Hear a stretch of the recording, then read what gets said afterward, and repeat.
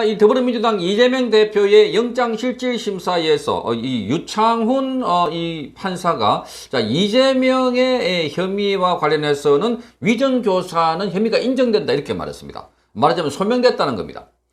자, 그렇지만 위정교사가 소명이 됨에도 불구하고 정당의 대표이기 때문에 그래서 뭐 이 간단히 말하면 구속은 해서는 안 된다 이렇게 판결을 한 겁니다. 다른 혐의도 의심이 가는 부분이 있다 이렇게 말하면서 자, 그래서 이걸 정치 재판이다 하는 겁니다. 혐의가 인정이 되면서도 야당의 대표이기 때문에 그래서 이 구속할 수 없다 하는 것은 이재명에게만 특별히 봐주는 행위다 하는 겁니다.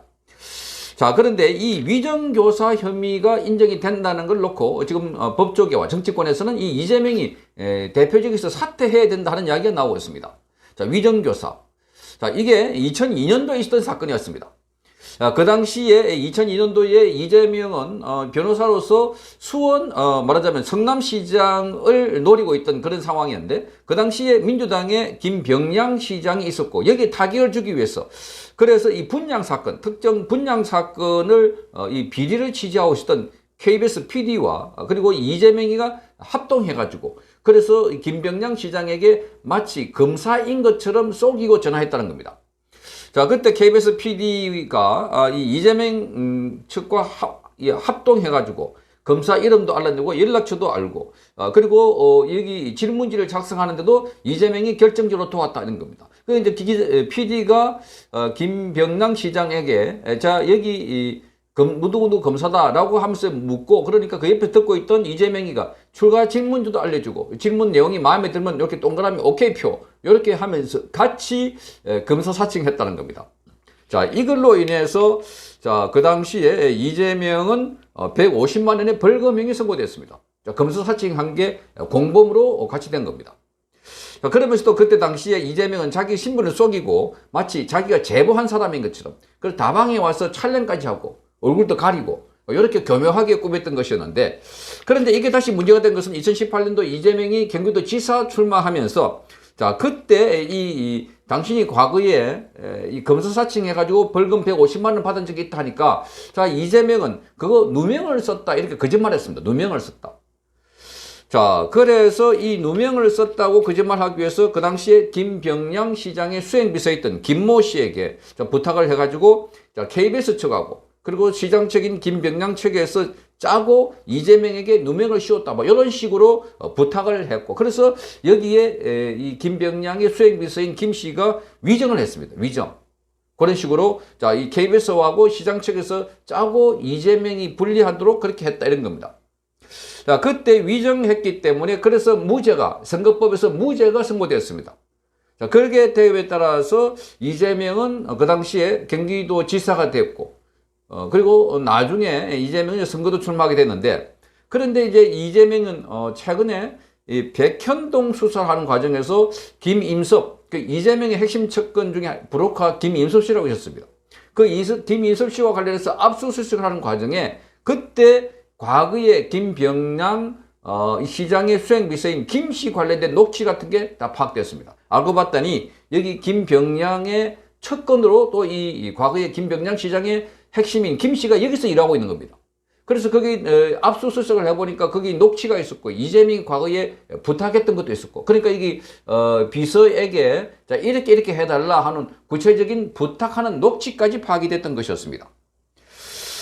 자, 그래서 이 김 씨가 그 당시에는 나는 그때 상황을 잘 모른다 이렇게 이야기하니까 이재명이가 아니 그렇게 들었다고 하면 되지 뭐 구체적으로 어떻게 위정해라고 하는 것까지 과거에 부탁했던 그 녹취록까지 다 확보가 된 겁니다. 자, 그래서 결국은 이게 들통이 났는데 그러니까 이 이재명은 과거에 이 지사 될 때 그때 위정 사건 말하자면 위정 교사했던 거 성남시장에게 2002년도에 이 측근에게 위정 교사를 해가지고 2018년도에 본인이 도지사가 됐던 게 이제 드러난 겁니다. 그러니까 만약에 이 위정 교사가 없었더라면 이 사건이 없었더라면 이재명은 선거법 위반으로 위정 교사가 없었더라면 선거법 위반으로 자, 여기 경기도 지사에 당선되지 못했을 것이다. 법조계는 그렇게 보고 있습니다. 자, 그런데 아주 중요한 게 지금 뒤에 발견된 겁니다.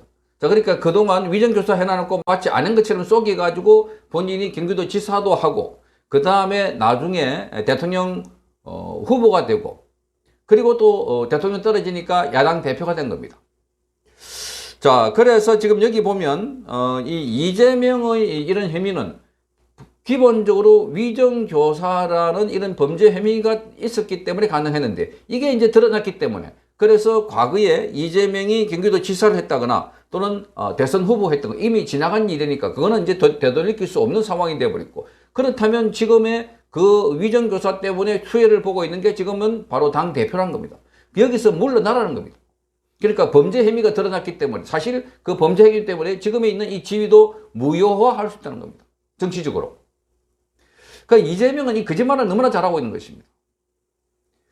자, 과거에도 자기 형을 정신병원에 입원시켜놓고 시키지 않았다고 했다가 그것도 거짓말이 들통 나가지고 선거법 위반해서 그 당시에 2심에서 벌금 300만 원을 구형받고 최종심에 올라가던데, 그런데 그 최종심에 앞두고 김만배가 권순일 대법관을 만나가지고 8번이나 만나가지고 재판 거래를 했다. 그래서 이걸 뒤집어 버렸다 하는 의혹을 갖고 수사가 진행되고 있습니다. 자, 그것도 나중에 권순일이가 이재명이 그렇게 말한 것은 상대방이 질문을 했고 물어서 답이 나온 건데, 그거는 적극적으로 한 것보다는 소극적으로 한 답변이기 때문에 이거는 거짓말이라기보다는 표현의 자유다. 아주 회개한 논리를 만들어가지고 그래서 이거를 파기환송시켰던 것이었습니다. 자, 이렇게 보면 이재명은 사실상 이 경기도지사에서도 물러가야 되고 대선 후보도 나올 수 없는 그런 파렴치한 범으로 보이는데, 기본적으로 이렇게 까움도 안 되는 사람이 벌써 몇 차례 걸쳐가지고 거짓말을 해가지고 한 번은 위정교사, 또 한 번은 자기 형에 대한 정신병 강제 입원 없었다. 그런 걸 주장했다가, 자, 그것도 싹 뒤집고, 이렇게 뒤집고 해가지고. 그래서 중간에 너무나 야비한 수법으로 그걸 뒤집어 버렸다는 겁니다. 어쨌든 그 결과로 지금 당 대표를 하고 있는데, 이게 이제 법정에 따라서 판사가 위정